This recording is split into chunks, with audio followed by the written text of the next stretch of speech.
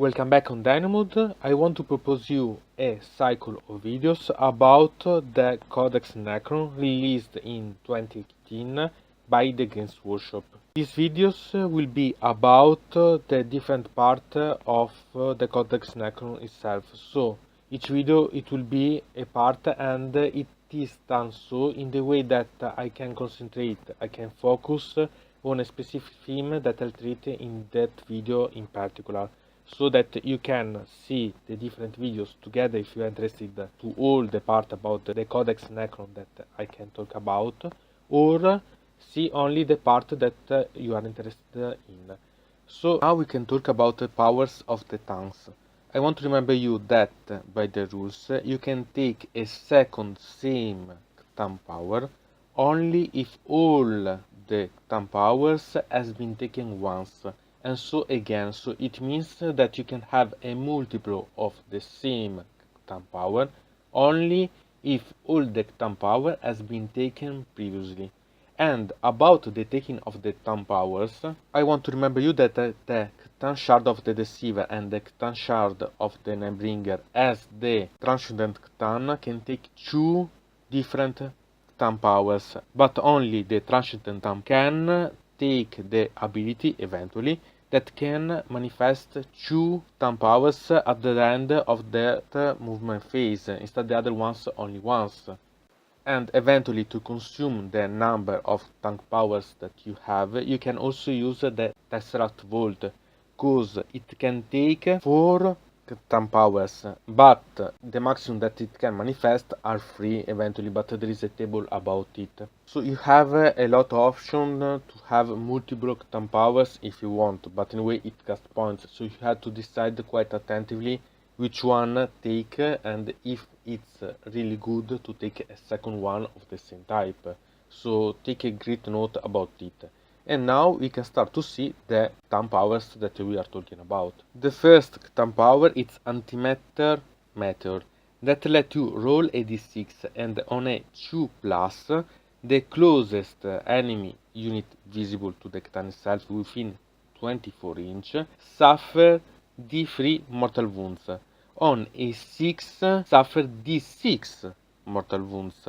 What is interesting is that if the CTan shard using this power is a Tesseract Vault, the unit suffer the 6 mortal wounds not on a 6 on the die, but on a 5+, so it's quite interesting one. The only problem is that only refer to the closest visible unit, so you have to pay attention, because it doesn't mean that it's quite good to use, because it's only the closest. So if the enemy has a enemy unit that it's not great available, because you don't mind to wound it, anyway it will be the one that you can use the CTan power on, so pay attention to such a thing.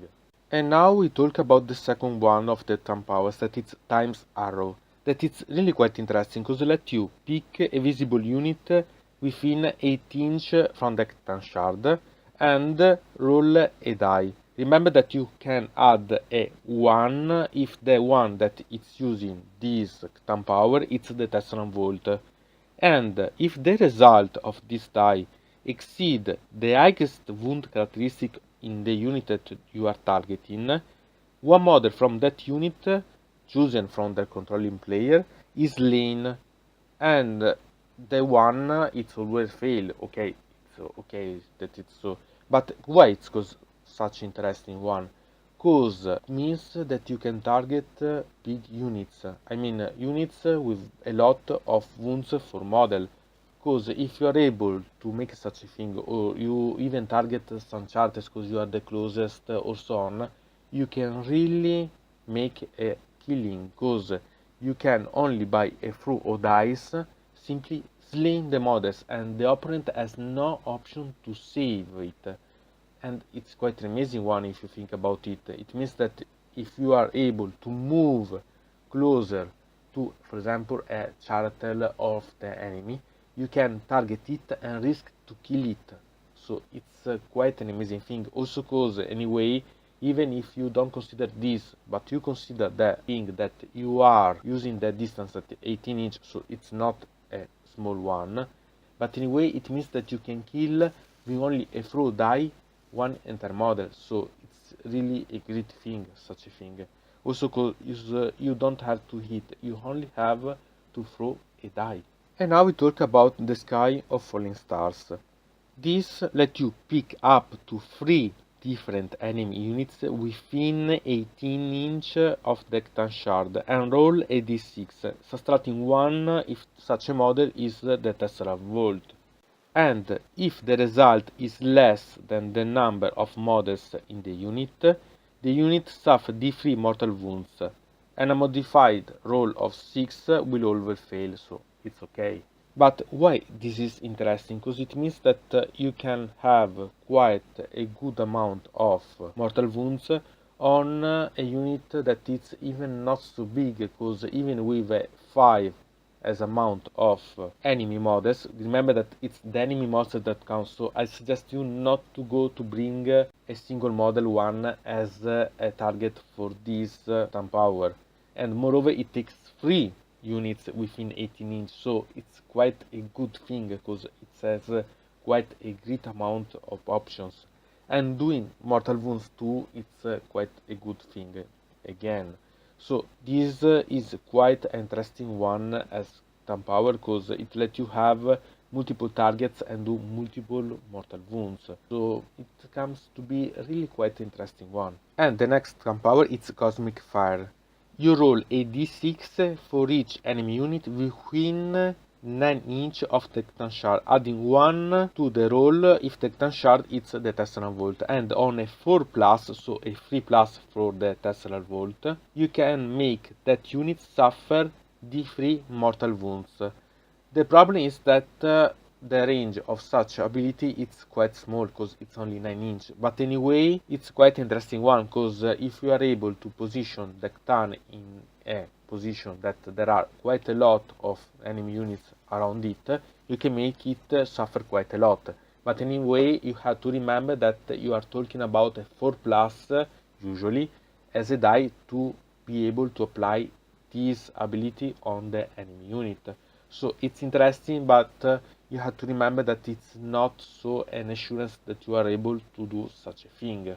The next CTan power is Seismic Assault, that lets you pick a visible enemy unit within 24 inch from the CTan and roll a d6 for each model of that unit, and add 1 if the model that it's doing as a CTan shard this CTan power is the Tesseract Vault. And on a 6+, so you roll a die for each of the enemy models in that unit suffer a mortal wound, so it becomes really quite a great thing. So bigger is the enemy units, more is the probability to be able to do damages, mortal wounds, with such CTan power, and it's 24 inch that we are talking about, so it's really a great CTan power to be able to mess against mass units for the opponent, so it's quite an interesting one, this. And the next CTan power is Transdimensional Thunderbolt, that lets you pick an invisible enemy unit within 24 inch from the CTan shard and roll a d6.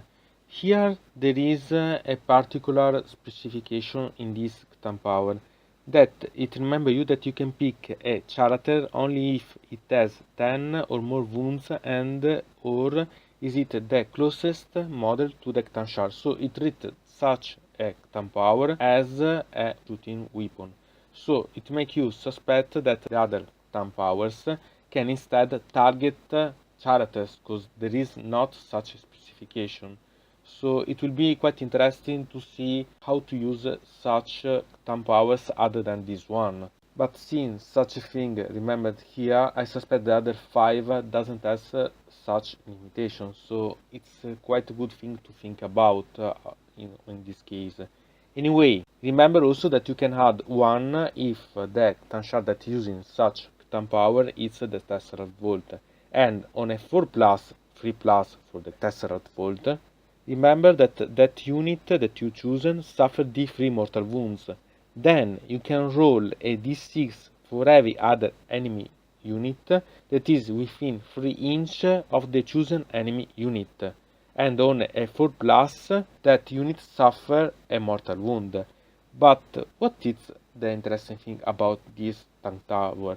That yes, they remember you that you can pick a characters for the beginning unit only if it's the closest one and so on. But remember that you can take for the same thing an enemy unit and then use the range ability to take the characters and make it suffer a mortal wound. So it will not suffer a D3, but anyway you can make it suffer a mortal wound. So there is anyway a trick to make a sort of round against this limitation for this tank power. At the end, I think that the powers of tanks are really nice to use if you're interested in playing the tanks, even if there is the discussion about the usage of these tank powers to target the characters, enemy characters, if you want, because only the 6 tank power has the specification about not being able to target directly it with the first picking. So it's quite interesting at this discussion, and I invite you to write in the comments if you are thinking in the same way or you're thinking in a different way, what you are thinking about this discussion that can be done. So, from Dynamod, it's everything. I invite you to put a like on this video, to subscribe to the channel, to ring the bell, and to comment this video if you are interested in something about this video or you want to suggest me some arguments for other videos. I hope to see you again to the next time.